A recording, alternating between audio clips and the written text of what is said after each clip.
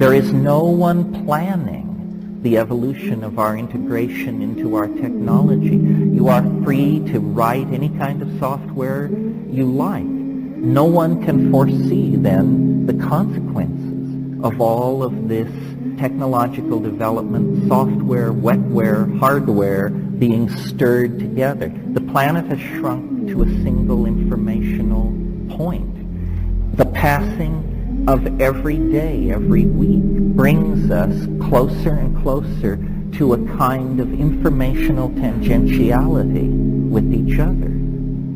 We can, from what is happening to us now, extrapolate toward this adventure in transformational novelty that is now looming ahead of us with such presence that it casts an enormous shadow over the three-dimensional landscape of historical becoming. And we as moderns are very conflicted about this because the only vocabulary we have to deal with something like this is the vocabulary of discredited religion. The presence of ourselves on this planet is the major evidence that a transcendental process of some sort is underway here.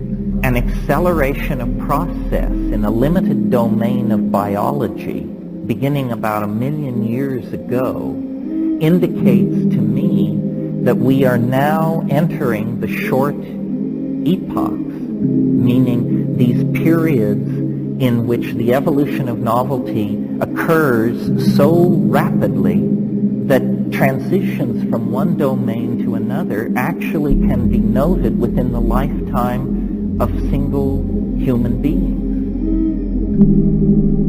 Because make no mistake about it, as we close distance with the transcendental object at the end of time, there is going to be a lot of vibration accumulate on the superstructures of the social airfoil. If the airfoil cannot be redesigned in flight as we approach this barrier, we will be ripped to pieces. This is, H.G. Wells said in 1905, history is a race between education and catastrophe. And it is going to be a photo finish. If we end up a smear through the shale, and nature concludes that intelligence is something never again to put into the hopper, then it will be an enormous tragedy because we didn't go down without a struggle. We have the technologies, the ideology, the compassion for each other, and caring world. We are not a lost cause yet, but we may end up a lost cause.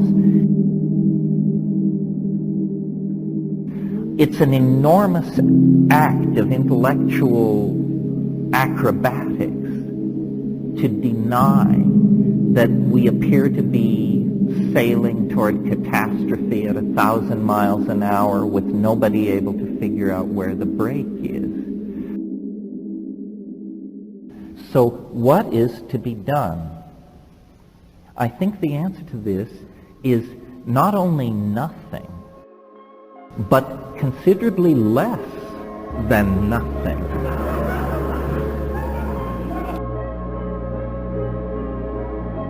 Great thinkers of all persuasions, through meditation and divine inspiration, saw that man's journey was a journey from the demonic to the divine, and that history was somehow the stage of human redemption. That view died with the rise of secular capitalism and industrial democracy. And yet, at the height of the trajectory of the enterprise of science and materialism, news comes from the rainforests, from the Aboriginal peoples of the world, that there are technologies of a different sort. We map the unknowable future onto the presumed experience of our own death, and vice versa. And we build up a universe that is characterized by existential abysses, the unknown future, the inevitability of death. Shamanism isn't like this. Shamanism is a fractal point of view.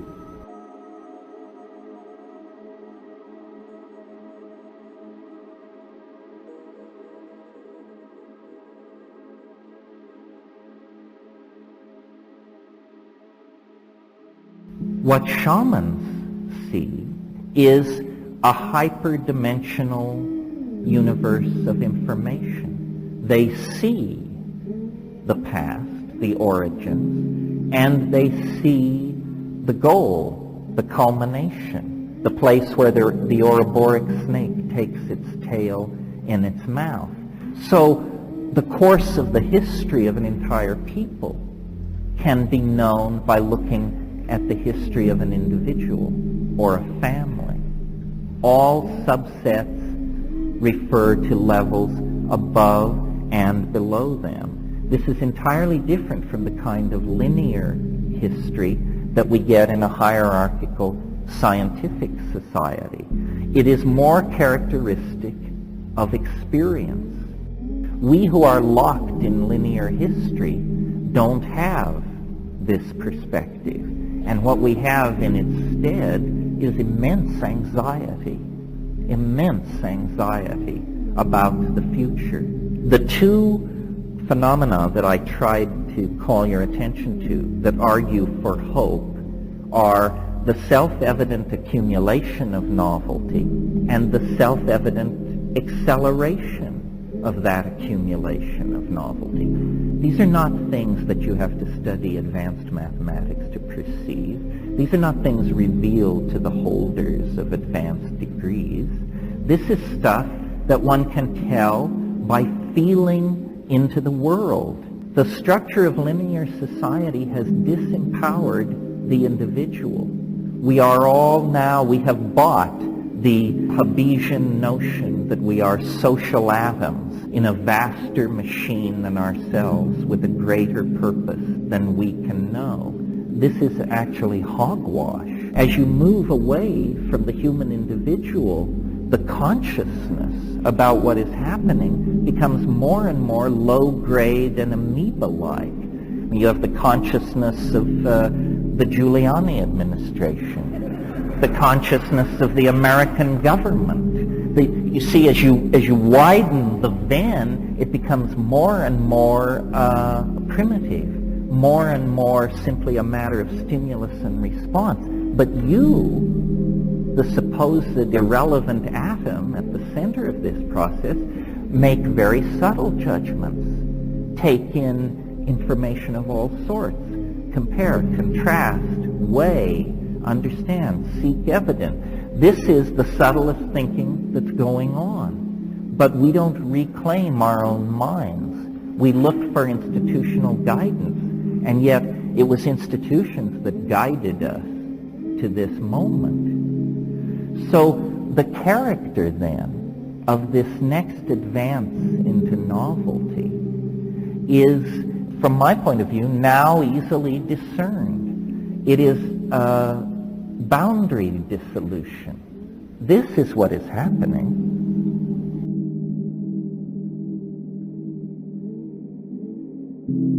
Boundary dissolution is what is happening. And this has been going on for a long time, but it affected our peripheral technologies first, almost without us noticing it.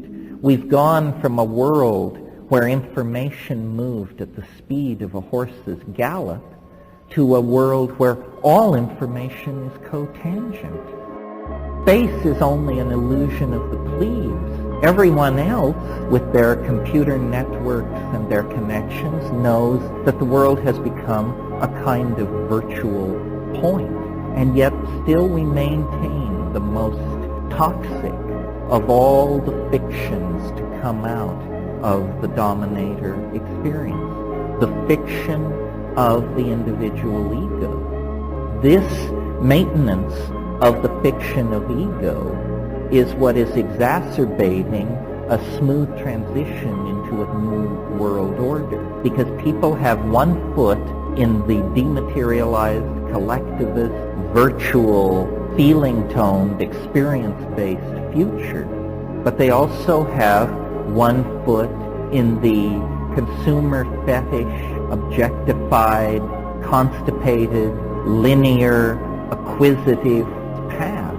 And each one of us is a union of these opposites. Each one of us is trying to make some kind of a alloy of our hideously dysfunctional cultural past and the incredibly compelling yet frightening, dimensionless, boundaryless, polymorphic, polyamorous future.